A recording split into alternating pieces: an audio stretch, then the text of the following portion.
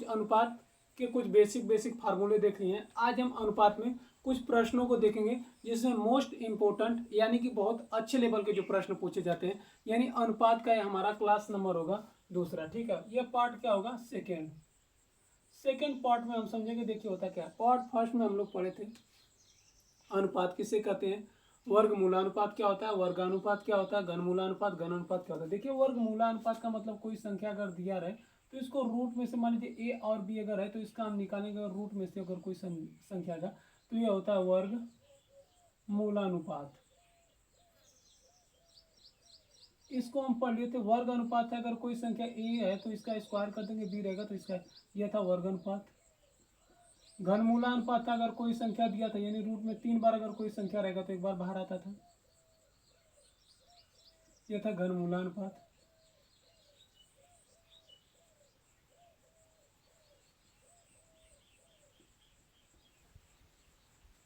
घन अनुपात क्या था? कोई भी संख्या दिया था इसका हम क्या कर दे रहे थे? क्यूब। देखिए तो पहली क्लास में हम लोग पढ़ चुके हैं, तो आज की इस क्लास में हम क्या पढ़ेंगे? देखिए तृतीयानुपाती, चतुर्थानुपाती, मध्यानुपाती, ये सब भी हम लोग पढ़ लिए थे। तो आज हम क्या पढ़ेंगे इसमें? मिश्रित अनुपात। यानी मिश्रित अनुपात होता क्या है, चलिए आज का टॉपिक है, हम लोग मिश्रित अनुपात को देखते हैं। आइए समझते होता क्या। देखिए अगर कोई संख्या मान लीजिए ए अनुपात है बी,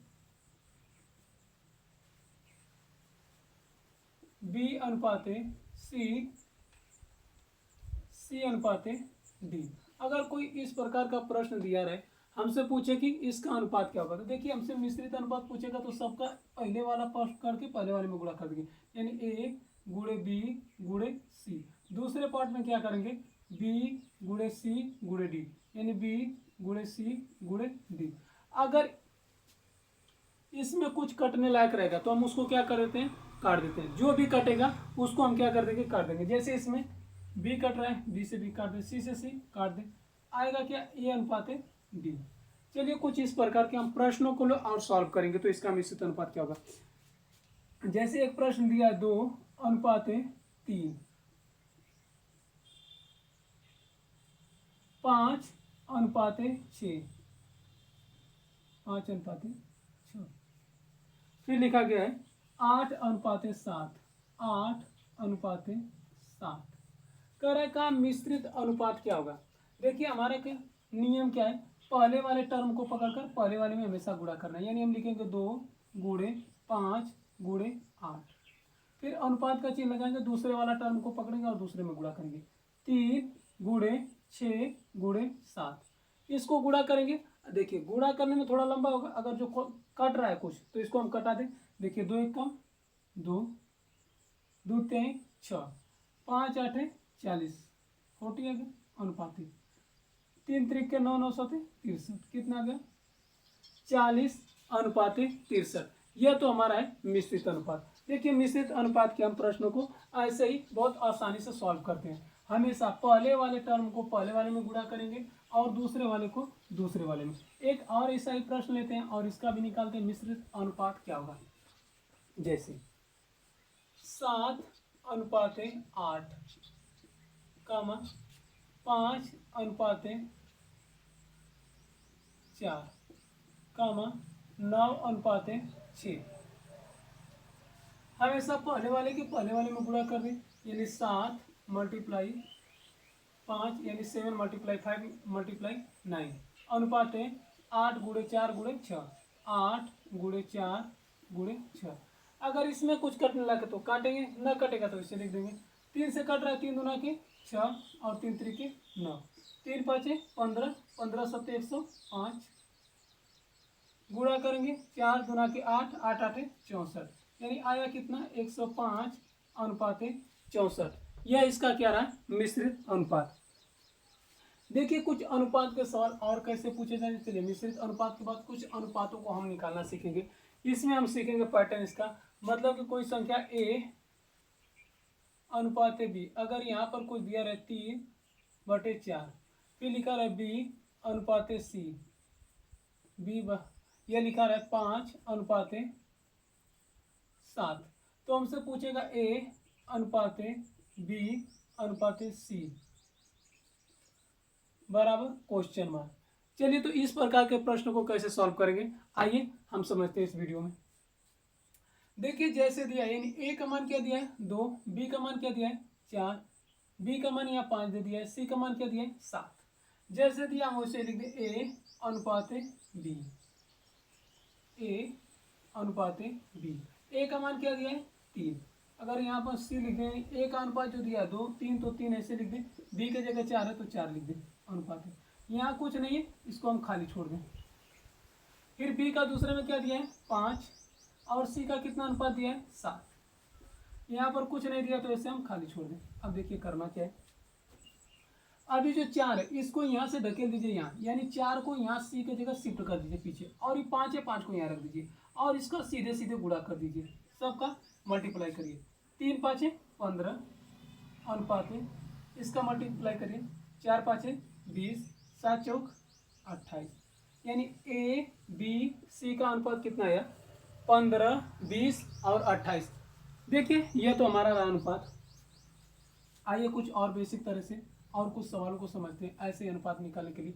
देखिए यह तो रहा हमारा तरीका है। दूसरा तरीका देखिए, यहाँ पर b बराबर क्या दिया है 4 और यहाँ पर क्या दिया है 5। देखिए b का दोनों जगह अगर मान है, इसको अगर हम इसके इक्वल लाना चाहते हैं, देखिए इसमें अगर हम 4 से गुणा कर देते, इसमें 5 से गुणा कर देते हैं, गुणा करते तो ये कितना हो जाता है 20, यहाँ पर भी कितना गया 20। जब 4 से ऊपर गुणा किया तो 4 से नीचे गुणा कर दे, कितना गया 28। 5 से नीचे गुणा किया, 5 से ऊपर गुणा कर दे, 5 3 15, यानी कि ए का मान कितना गया 15, बी का मान यहाँ भी 20 है, बी का मान यहाँ पर 20, यानी बी का मान कितना गया 20, सी का मान कितना गया 28। देखिए यह तो रहा लसम विधि से लगाना। देखिए लसम विधि से भी हम अनुपात को बहुत आसानी से लगा सकते हैं।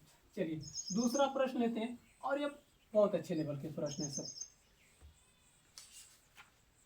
देखिए प्रश्न क्या दिया है, x अनुपात y अनुपात z बराबर, x अनुपात y अनुपात z बराबर दिया है 3 अनुपात 4 अनुपात 8।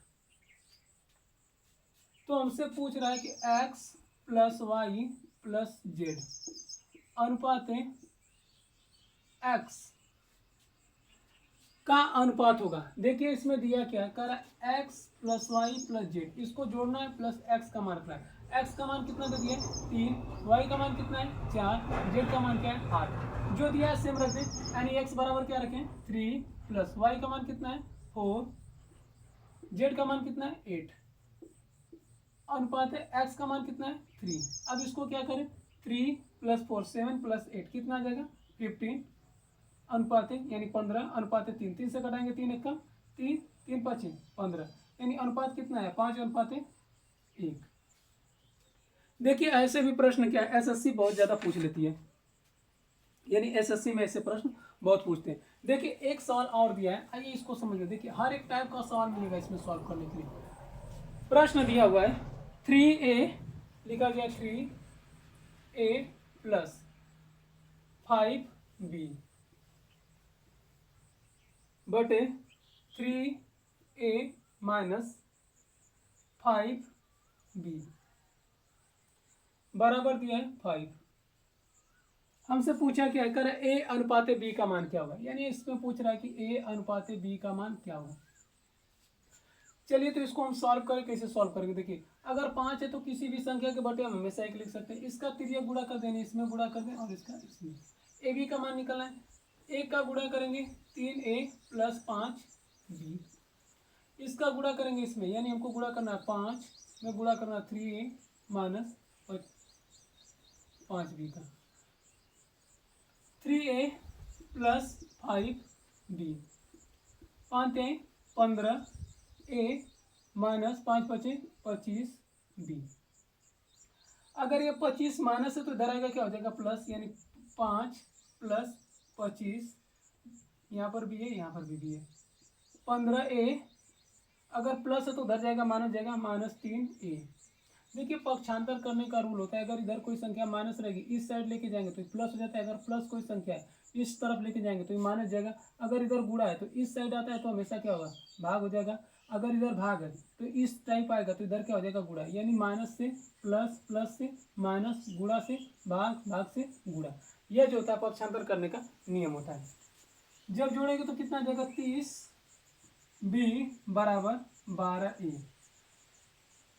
अगर ए के बटे बी लेके जाएंगे यानी कि 12 ए बटे क्या आ जाएगा बी बराबर 30। अगर 12 गुणा इधर आएगा क्या हो जाएगा भाग, यानी 30 बटे 12 बराबर ए बटे बी। 6 से कटाएंगे, 6 दूना के 12, 6 पाँचे 30, यानी ए का मान कितना गया 5 और बी का मान 2, यानी ए बराबर कितना आया 5 और बी का मान कितना आया 2। यह तो